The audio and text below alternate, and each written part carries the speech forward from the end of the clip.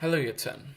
Whether you've come here of your own volition or you've been directed here by your teacher, I hope this series of videos is relatively useful to you. We're going to look at the first three questions in this video.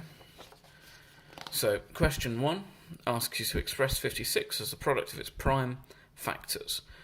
Now the simplest way I would suggest of approaching this is to start with 56, pick my smallest prime number that goes into 56, which is 2. I'm dividing 56 by that value to get 28. Then again, smallest prime is 2, giving me 14. Smallest prime is 2, leaving me with 7, which is itself prime. And therefore, I can write 56 as 2 cubed times 7, or 8 multiplied by 7. You could probably have done that in your head, and that would be fine had you done so. The second question, Ali, Ben and Candice share £300 in the ratio 2 to 3 to 5. How much money does Candice get?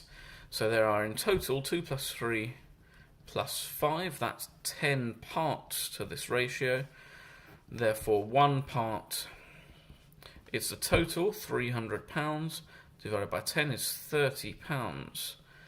Candice gets 5 parts, so 5 parts is equal to 5 times 30, which is £150.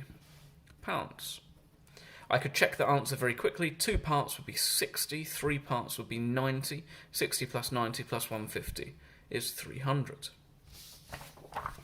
My third question is one that is increasingly common in this sort of exam, explaining how something has gone wrong. So Steve is asked to solve the equation 5 brackets x plus 2 is equal to 47. Here is his working. He's wrong. What mistake did he make? So I would probably advise, if you can't immediately see something, just work through the problem. So he's got 5 brackets x plus 2 is 47. He expands those brackets out, so that would be 5x plus 10 is equal to 47. We have our disagreement. He hasn't multiplied the 2 by the 5. So what mistake did he make? He has expanded the brackets incorrectly. Now that actually is what the mark scheme awarded for any indication that the brackets have been expanded incorrectly. But I would suggest being a bit more specific than that. So I would say what the problem was, not multiplied 2 by the 5.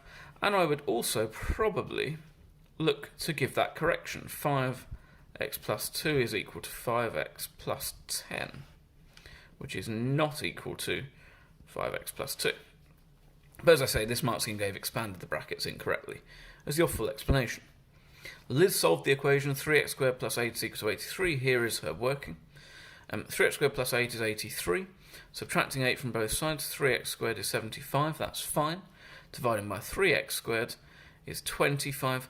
It's the last line, the square rooting, where we have the issue. Lots of you will have written that there was no problem. It's very, very unlikely, particularly with this wording of the question, explain what's wrong.